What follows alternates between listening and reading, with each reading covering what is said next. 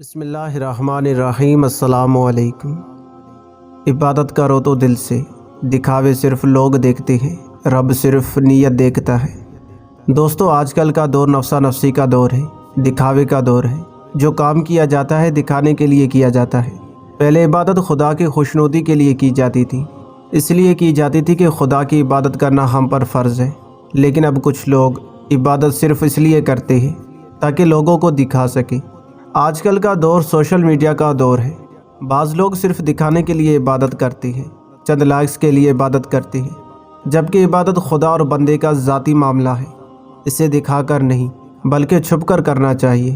اللہ نے اپنے بندوں کو اپنی عبادت اور نیک کام کرنے کے لیے بھیجا ہے، نہ کہ لوگوں کو دکھانے کے لیے۔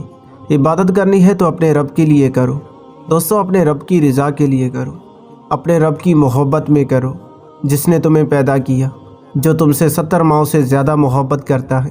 دوستو، یاد رکھو، عبادت اور نیکی چھپا کر کرو۔ یہ معاملہ تمہارے اور اللہ کے درمیان ہے، تاکہ تمہیں اس نیکی کا اجر ملے۔